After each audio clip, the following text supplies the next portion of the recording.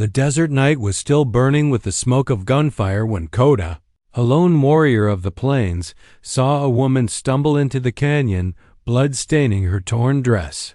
For a moment, he thought she was a mirage, a phantom born of the heat that lingered even under the stars. The canyon was no place for a woman at night. It belonged to rattlesnakes, coyotes, and men who carried death on their hips. Yet there she was, staggering over the rocks, one hand pressed to her side where crimson seeped through fabric, the other clutching a revolver far too heavy for her to lift again. Alizah looked less like a fighter and more like someone who had been dragged through hell. Her hair, once golden brown, clung in sweaty tangles to her face. Her skin glistened under the moonlight, pale with blood loss, and her eyes were wide eyes that had seen too much, too quickly. She moved as if every step was borrowed, as if death was only a breath behind her. Coda had been watching the canyon trail from the shadows, his body still and silent as stone. He had no reason to reveal himself. This was not his war. The people who bled and killed each other over land and cattle were not his people. His own village had been burned years before, his kin scattered or slain. What remained of his life was the horse tethered near him, strong and sure-footed, his one companion, his lifeline in a land where a man without a horse was already half buried. But something in Alizah's eyes caught him before he could turn away. It wasn't just fear. It was that raw, desperate spark, the kind he'd seen in men on battlefields who clung to life with teeth and fists, unwilling to give it up no matter the odds. It was the look of someone who refused to die quietly.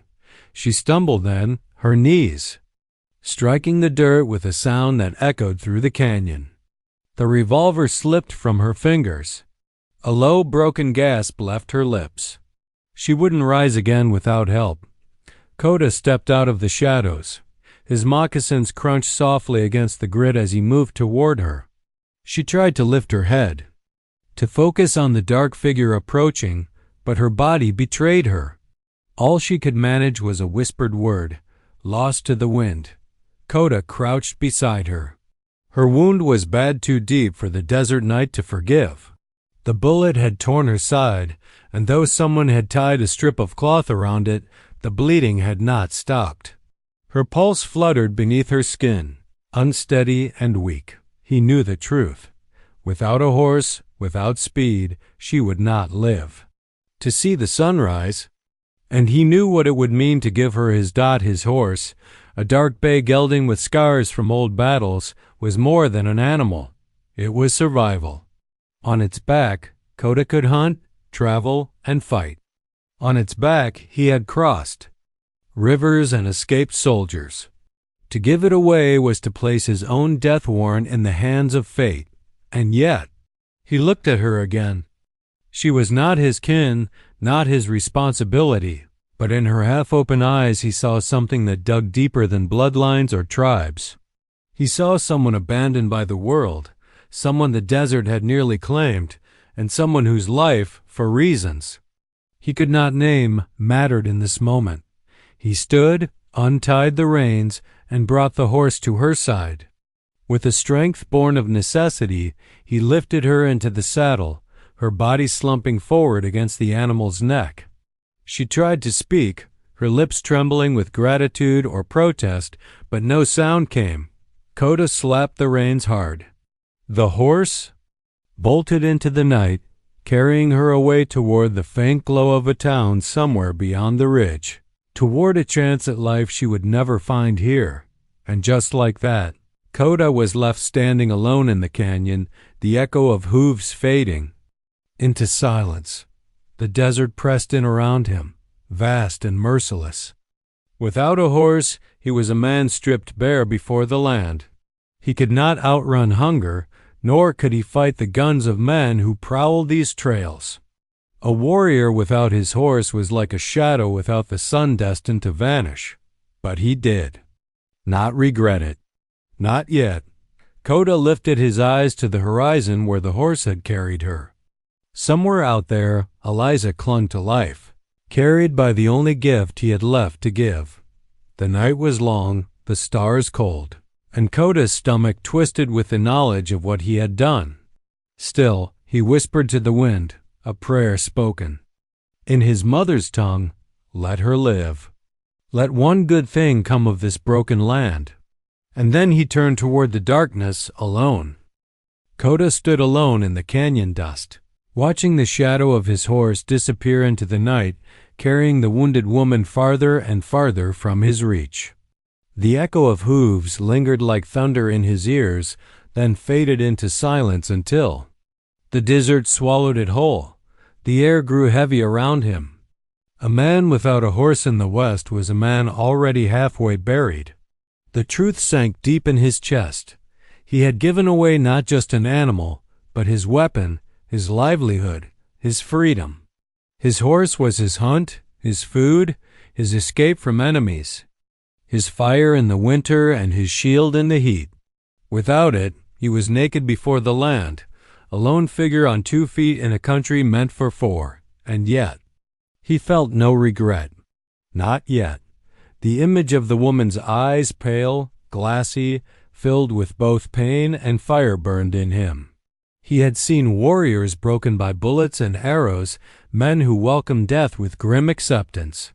But this woman, Alizah, had fought for every breath even as blood soaked her side. She had staggered like a tree in a storm, her body failing her, but her will refusing to bend. That was why he had chosen. That was why he had given her the only thing he had left. Koda turned his face to the sky. The stars stretched endless and cold, scattered like bone fragments across black earth. Coyotes howled from a distant ridge, their calls rising sharp and hungry. The canyon floor echoed with their cries, and he knew they would not stay distant for long. He needed fire, shelter, food, things a horse would have helped him carry.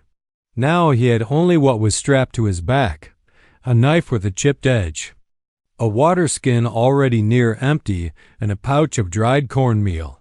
He could last a few days, maybe. Beyond that, the desert would test him. Still, it was not the coyotes or the hunger he feared most. It was the thought that the woman might not survive. The ride. If she died before reaching town, then his sacrifice would mean nothing. He pictured her falling from the horse, blood pooling in the sand, vultures circling. The thought twisted his gut with a sharpness he did not understand. Why should her life matter to him? She was not his kin. Her people had taken land, driven his tribe into hunger, hunted his brothers as though they were beasts. Yet when she had fallen before him, she had been only human. No tribe, no border, no line drawn in the dirt. Just flesh and breath clinging to the edge of darkness. Koda moved through the canyon, barefoot steps soft in the dust. His body carried scars from years of battle and exile, each mark a story carved into skin. He knew pain. He knew loss. He knew what it meant to have nothing but the ground beneath him. And now he had given even more away with no promise that it would matter. The night dragged on.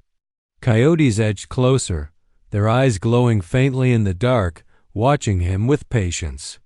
Koda lit a fire of mesquite branches, its smoke curling upward into the stars. The flames flickered against his chest, painting his tribal jewelry in shades of red and gold. The coyotes did not advance. Not yet. He sat by the fire, knees drawn up, eyes fixed on the horizon where Alizah had gone. Somewhere out there, his horse carried her toward Red Bluff. Perhaps by dawn, she would be in the hands of townsfolk who would bandage her wounds, give her water, let her live another day.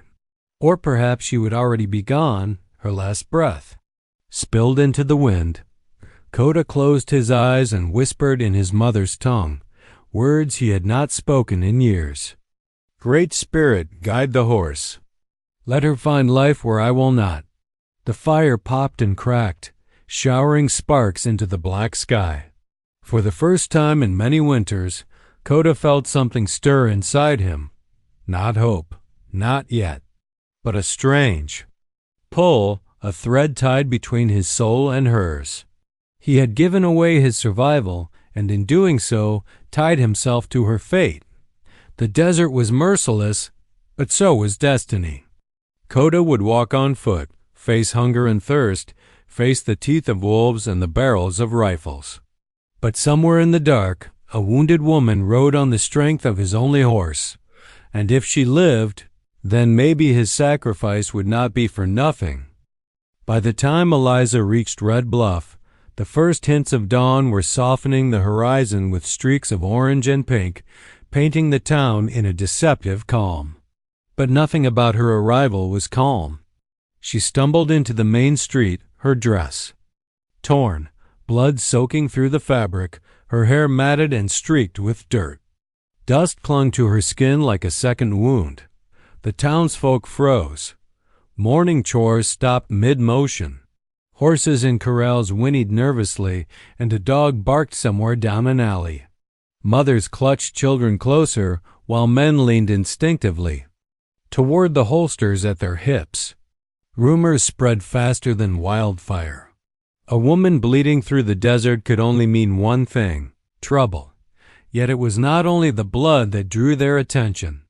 It was the horse she rode, carrying her as though it understood the fragility of life beneath its hooves. Its dark bay coat glistened with sweat and moonlight, scarred from battles past. The town had seen riders come and go, but few had ever arrived like this, barely alive, yet somehow still moving. Alizah collapsed in the dust near the general store, the reins slipping from her weak grip. The horse lowered its head, snorting softly, as if guarding its human cargo. People hesitated, unsure whether to intervene or flee. Then the whispers began. "Did you see her?" said a man leaning on the saloon's hitching post, his voice low. "She came from the canyon. I heard gunfire out there last night. Bandits?" Another woman asked, shading her eyes from the rising sun. "Or some raid?" "They say an Indian warrior brought her here," the first man replied, awe in his tone, almost disbelief. "He gave her his horse, just like that, his only one." At the mention of the warrior, the town fell into stunned silence. Coda was a shadowy figure in the region, a man of legend whispered about with fear and respect. Some said he roamed the canyons alone, a ghost among the cliffs, untouchable. Others claimed he had once led raiders or fought battles that left entire camps empty by dawn. Few had seen him in person, and even fewer had lived to tell the tale. But here, in the dust and dawn, the story was no longer a rumor. It was alive. The woman lying in the street had survived. And if she had, it was because of a man whose name was not spoken lightly in Red Bluff. Alizah groaned, her eyes fluttering. "Open." She tried to lift her hand to speak, but her strength failed. Her gaze searched for the shadow of her savior, the warrior who had risked everything for her. "Coda," she whispered, the single name breaking through her pain, soft as wind. Over dry earth the words hung in the air like a challenge. The town could not ignore them. Mothers whispered to children, men muttered to each other, and the sheriff, a tall man with graying hair and a weathered hat, narrowed his eyes. "Who is this man?" he demanded, stepping forward, his voice sharp as a whip crack. "And why did he bring her here without warning?" Alizah tried to speak again, but the blood loss and exhaustion stole her words. All she could do was gesture faintly to the canyon road, a silent plea that the man who had saved her be honored, not hunted. A few brave souls rushed to help her, lifting her from the dust, carrying her to the doctor's office in the back of the general store. The town doctor, a wiry man with hands always trembling from age or habit, knelt over her, inspecting the wounds. "She's lucky to be alive," he muttered, almost to himself. "This bullet grazed her liver. She would have died out there, without that horse to carry her." Even as Alizah was tended to, the town's whispers grew louder. The streets buzzed with speculation. Who had tried to kill her? Why?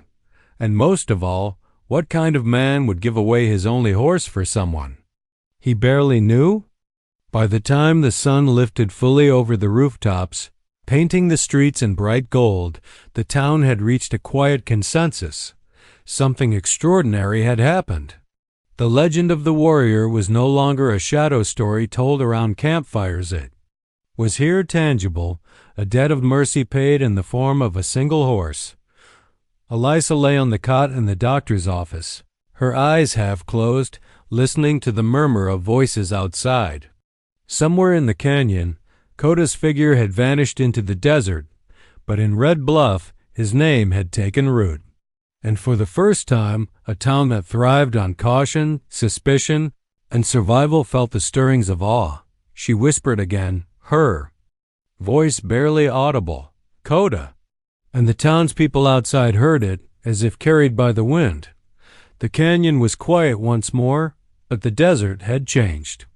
The story of a lone warrior and a wounded woman had begun to ripple outward, promising that nothing in Red Bluff or in Coda's path would ever be quite the same.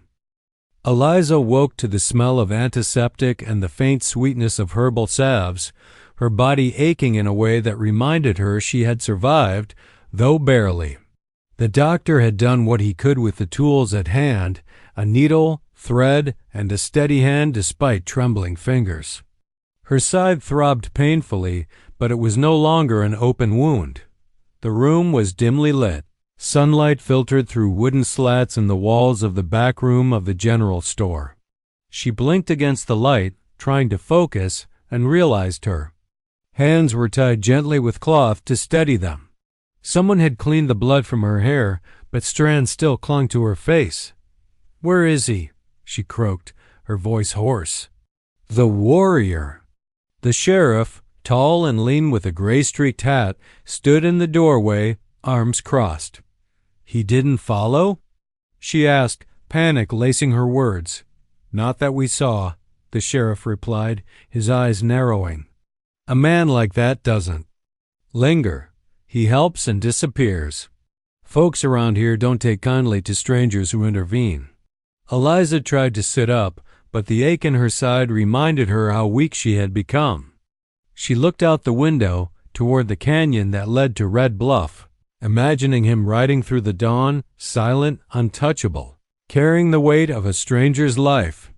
"You need to rest," the doctor said gently, pressing a cool cloth to her forehead. "You lost a lot of blood. One step too soon, and—" His voice trailed, leaving the unspoken possibility of death hanging in the air. Alizah's lips quivered. She had survived, yes, but the thought of what could have happened without him made her chest tighten. Coda had not only given her life, but risked his own in a desert where a man without a horse was already in danger. He had put himself at the mercy of the wilderness, of bandits, of anyone who might challenge him. "Who is he?" she asked again, softly. "Why did he give me his horse?" The sheriff sighed, pulling a chair closer. "Coda," he said. "That's the name we've heard whispered. Some call him a warrior, some a ghost, some just a man who lives by his own code. He doesn't answer to anyone." Alizah nodded weakly.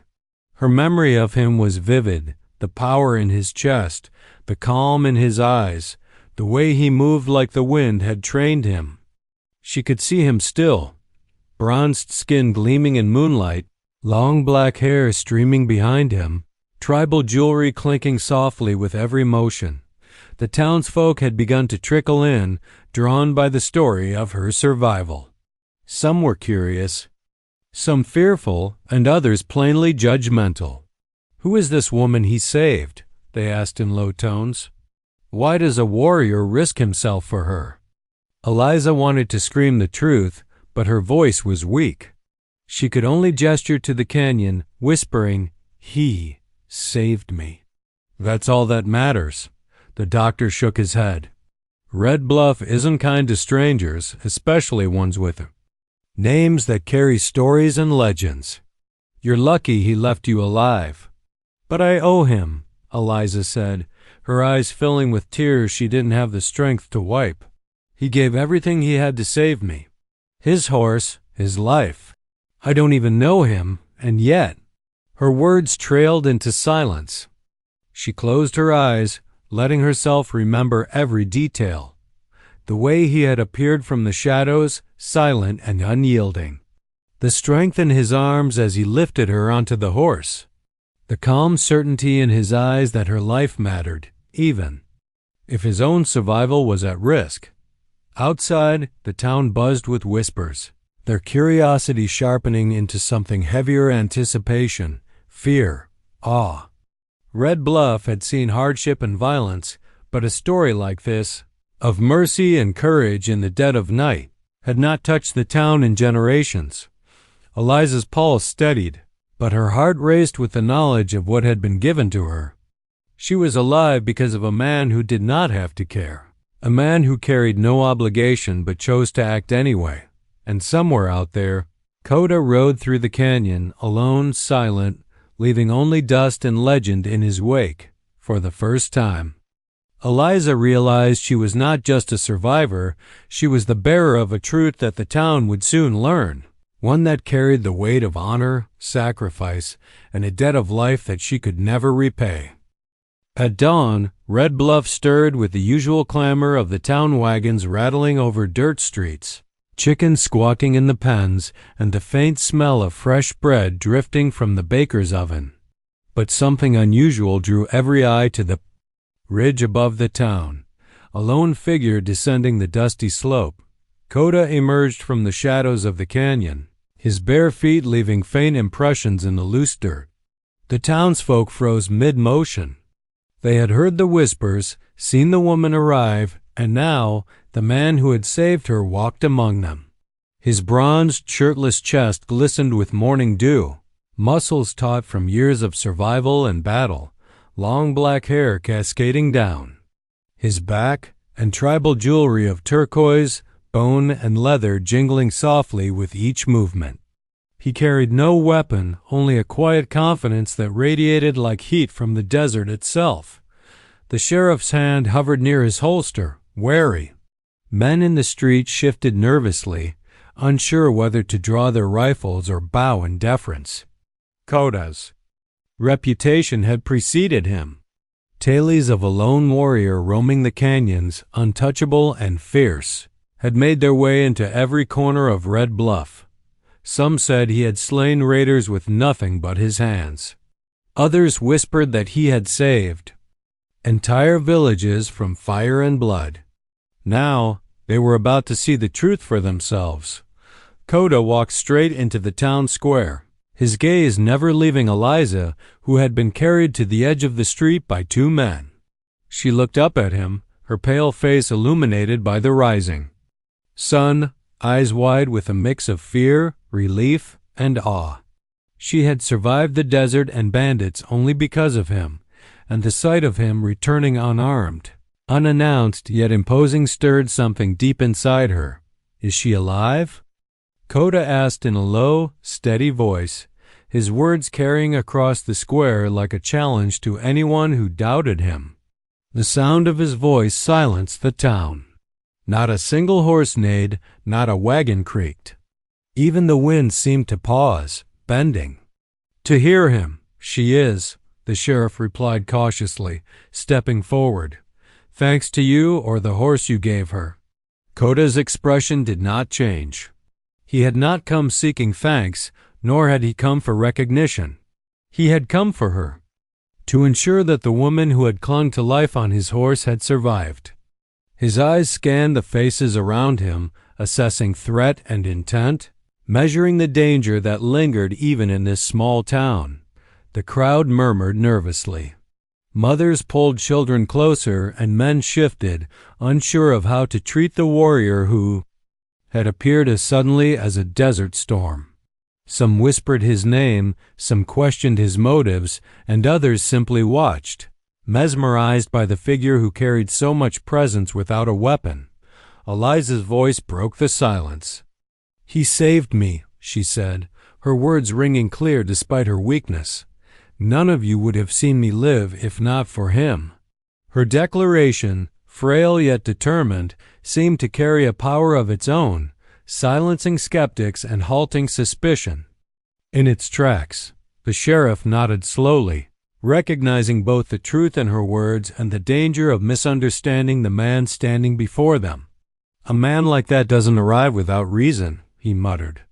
"And if he gave his horse, his only means of survival, to save someone, well, that's worth respect."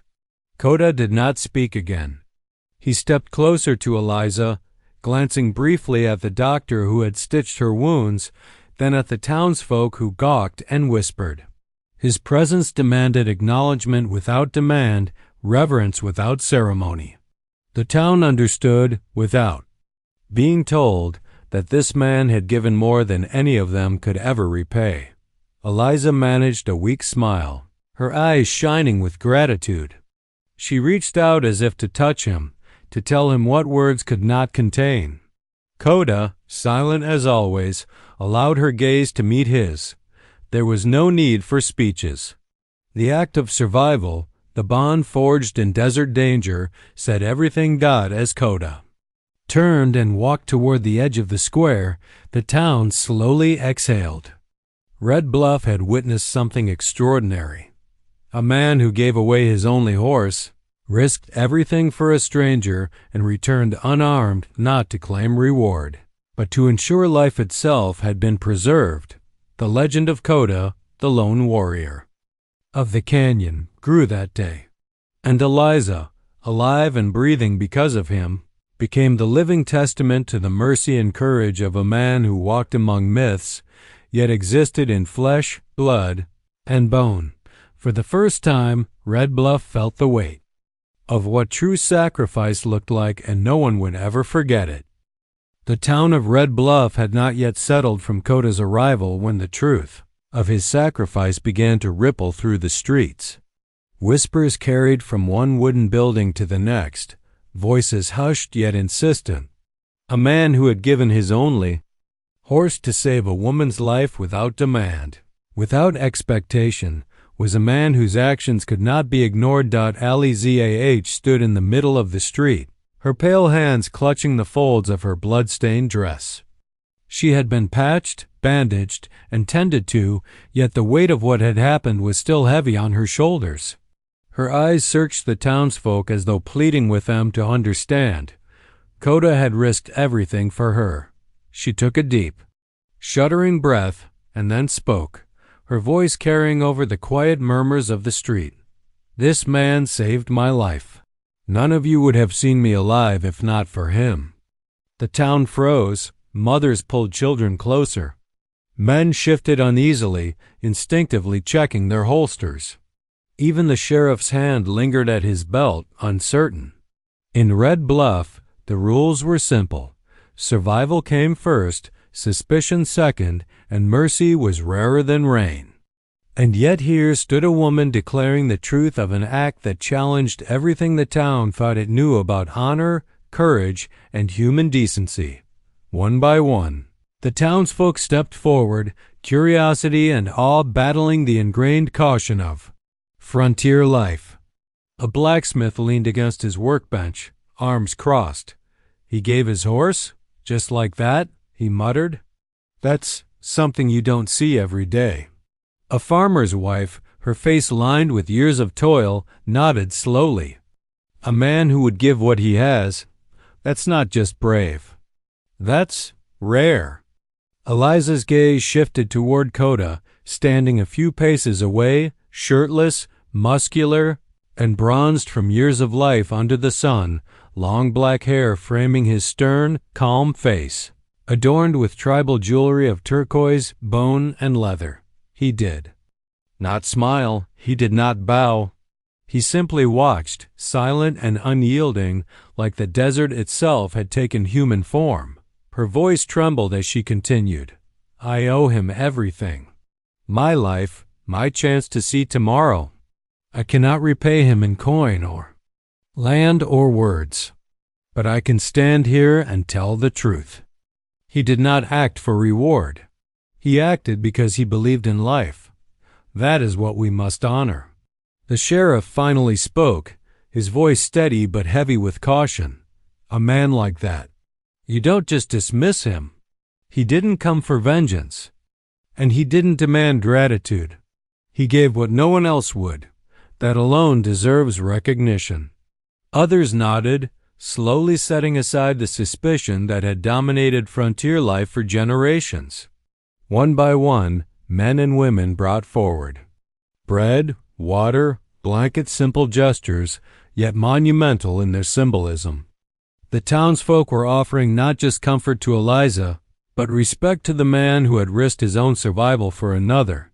Coda's eyes softened ever so slightly as he watched Alizah, her pale face framed by dawn's light, her lips trembling, with the effort to speak gratitude. He did not need acknowledgement.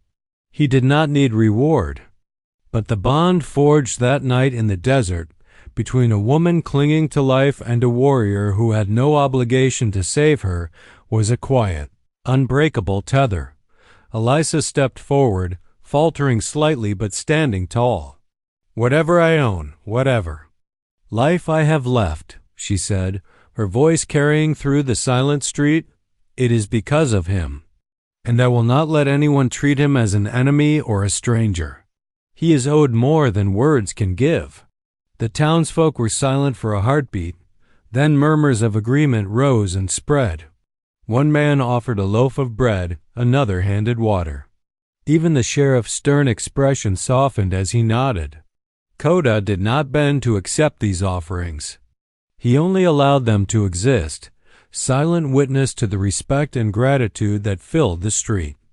The desert beyond Red Bluff stretched cold and unforgiving, but within the town, something new had been born, the understanding that mercy could ripple farther than violence, that courage could take forms beyond the barrel of a gun, and that a single act of selflessness could challenge the very rules of life in the Old West.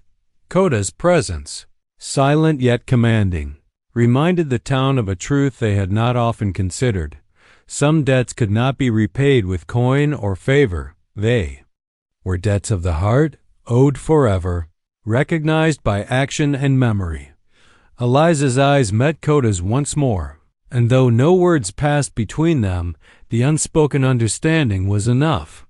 In a land built on survival, danger, and distrust, a warrior had given away his only horse and in doing so, had bound two lives together in a story that Red Bluff would never forget. The sun climbed higher over Red Bluff, bathing the town in harsh golden light that turned dust into tiny, sparkling particles. Alizah stood in the middle of the street, her bandaged side still tender, yet her eyes were bright with determination. She had survived the desert, the gunfire, and the blood, and now she faced the town, a place that could have been indifferent, cruel, or worse. But something had shifted. Coda had been quiet all morning, standing at the edge of the crowd, shirtless, muscular, and bronzed, long black hair streaming down his back, tribal jewelry of turquoise, bone, and leather catching the sun as he moved. His presence alone commanded attention, a living testament to courage and mercy.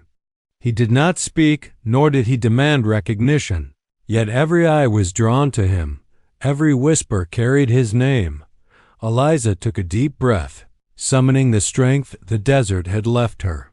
"He saved my life," she called aloud, her voice steady and unwavering. "He risked everything for me, and gave his only horse, his means of survival, without question. I will not let him go unrecognized. He deserves more than words, more than gratitude. He deserves respect." A hush fell over Red Bluff. The townsfolk looked at each other, the gravity of her words sinking in. For years they had measured courage by who held the fastest gun, who claimed the most land, who survived the most danger. But here was a man who had given selflessly, who had put life above survival, and the weight of that truth was undeniable. Slowly, the sheriff stepped forward, tipping his hat with a rare gesture of respect. "You've proven something most of us only hear in stories," he said, his voice carrying across the square. "A man who acts for mercy, who risks himself for another. That is the measure of true courage." Coda remained silent, letting her words and the sheriff's acknowledgment carry the weight. He did not need applause. He needed no reward. His gift had been his choice, his act of honor, and that was enough. But then the unthinkable happened. A group of townsfolk approached, carrying blankets, food, water, and even a sturdy saddle to replace the one he had given away, one by one. They offered their gestures not as payment, but as recognition. The blacksmith laid a hand on Coda's arm. "You did what no one else would," he said. "Let us honor that." Alizah stepped closer to him, tears welling in her eyes. "I don't have much to give," she whispered, her voice breaking, "but my life, my very being, is yours in thanks. You saved me, and I will never forget it." Coda finally allowed a small nod, almost imperceptible, as he looked at the town he had entered only to save a stranger. There was pride in his eyes, but not for himself, pride that the act of mercy had sparked something in others, something that would ripple far beyond the desert and the canyons. For the first time in days, he allowed himself to relax. The tension in his shoulders softened, the desert's weight lifting slightly from his chest. He had acted because it was right, because life was precious, because a single human being mattered. And now, in the heart of Red Bluff, that choice was honored. The townsfolk watched in awe as he mounted a new horse, strong and sure-footed, a gift from those who understood the value of his courage. Alizah stood beside him for a moment, placing her hand lightly on the reins. No words passed between them. None were needed. Every gesture, every glance, every heartbeat told the story. As Coda rode toward the canyon once more, the townsfolk remained in the square, silent, staring after him. The legend of the warrior who gave his only horse to save a woman's life was no longer a whisper in the desert. It was a story etched into the soul of Red Bluff. Alizah watched him disappear over the Champatsam ridge, the sun casting long shadows behind him. She understood something then, something deeper than gratitude. Life could be fragile, survival uncertain, but courage and mercy had a power that outlasted fear, violence, and death. And somewhere in the canyon, Coda rode alone, a living testament to honor and selflessness, his gift echoing through the hearts of those who had witnessed it. The town would never forget, and neither would she. In the end, it was not the horse, nor the battle, nor the desert's cruelty that mattered most. It was the choice to give, the act of mercy, and the bond forged in the harshest of lands. And that choice, that gift, would echo forever.